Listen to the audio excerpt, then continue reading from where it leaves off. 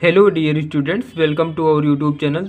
आज के इस वीडियो में हम लोग मोल प्रभाज से रिलेटेड या फिर आप जिसको मोल अंश बोलते हैं उससे रिलेटेड ये तीसरा न्यूमेरिकल हम लोग सीखने वाले हैं। इससे पहले के वीडियोस में हम लोगों ने इसकी परिभाषा और कई सारे न्यूमेरिकल जो कि आपकी बोर्ड एग्जामिनेशन के लिए बहुत ही इंपॉर्टेंट है उनको हम लोगों ने सीख रखा है। तो अगर आपने उन वीडियोज़ को नहीं देखा है तो प्लीज़ आप डिस्क्रिप्शन बॉक्स में दिए गए लिंक पर क्लिक करके पहले उन वीडियोस को अच्छे से क्लियर कर लीजिए, या फिर आप यहां पर आई बटन में दिए गए लिंक पर क्लिक करके भी देख सकते हैं।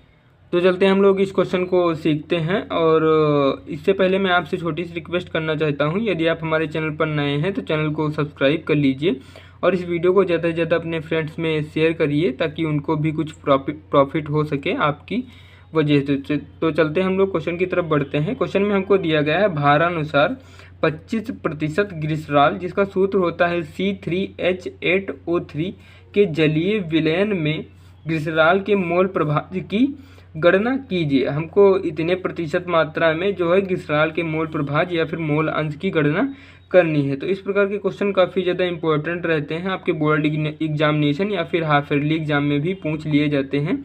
तो इनका एक सिस्टमेटिक पैटर्न है, आप उसको अगर फॉलो करेंगे तो ये बहुत ही इजीली सॉल्व हो जाएंगे। तो चलते हैं हम लोग क्वेश्चन की तरफ बढ़ते हैं और इसको सॉल्व करते हैं। सबसे पहले हमें विलेय पदार्थ इसमें पहचानना होता है, जो कि विलेय इसमें आप जान सकते हैं कि जो ग्लिसरॉल है वो विलेय है, जबकि यहाँ पर जलीय विलयन दिया गया है, यानी जल जो है वो विलायक पदार्थ है। तो जल जो है वो विलायक रहेगा, जबकि सबसे पहले यहाँ पर ग्लिसरॉल दिया गया है। तो हमको ग्लिसरॉल में इसमें जो विलेय पदार्थ की मात्रा होगी उसको निकालना होगा। तो सबसे पहले प्रतिशत मात्रा दी गई है, इसके लिए हम क्या करेंगे, इसके लिए करने के लिए संपूर्ण विलयन आप मान के चलेंगे कि 100% है।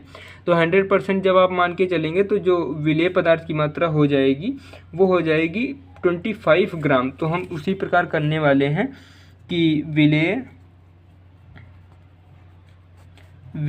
पदार्थ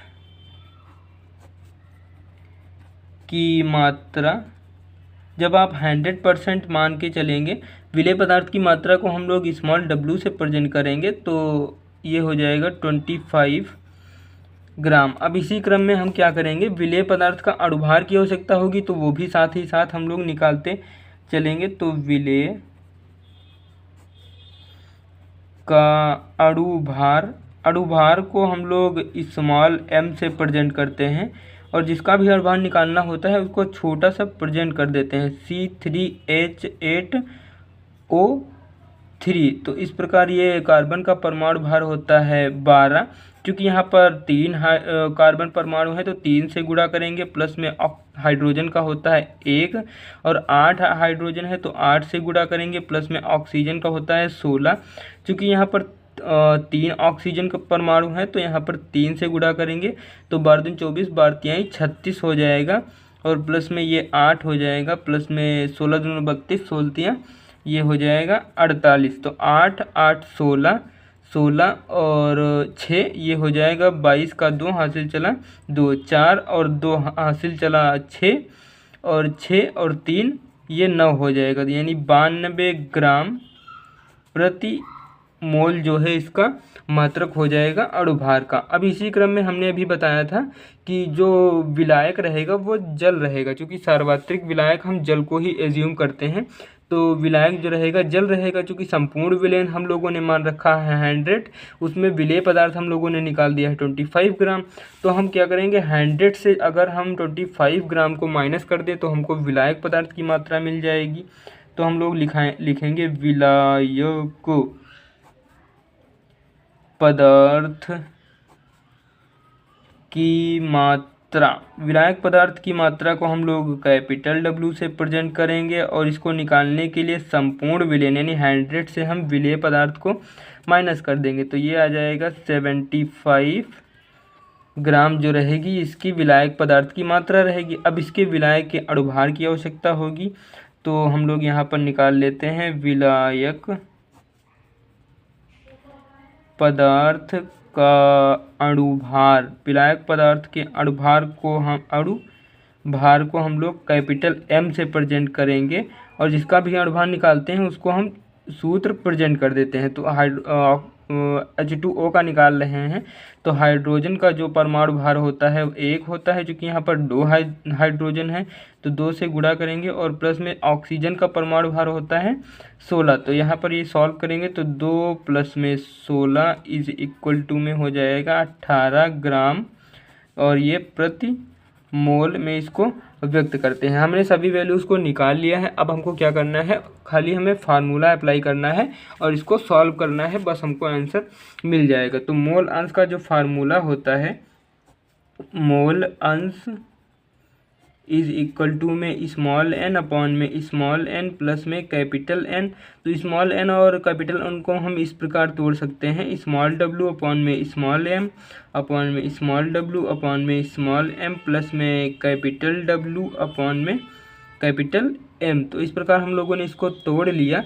फिर हम इसकी वैल्यू यहाँ पर पुटअप करेंगे। स्मॉल डब्ल्यू की वैल्यू आप देख सकते हैं 25 यहाँ पर दी गई है, और स्मॉल एम की वैल्यू हम लोगों ने क्या निकाला है, 92 निकाला है। तो 25 अपॉन में 92, और यहाँ पर भी रहेगा 25 अपॉन में 92 प्लस में कैपिटल डब्ल्यू की वैल्यू क्या है 75, और कैपिटल एम की वैल्यू क्या है 18 है। तो 75 अपॉन में 18। जब हम इधर देख लीजिए आप, इसका जो भाग होगा, यानी 25 को अगर हम भाग दें 92 से, या फिर अगर हम यहाँ पर 72 को देख सकते हैं, 75 को हम लोग अगर 18 से भाग देंगे तो इनका भाग क्या आएगा, आप ये भाग वहाँ पर एग्ज़ाम हॉल में कर सकते हैं, या फिर आप इसको याद कर लीजिएगा।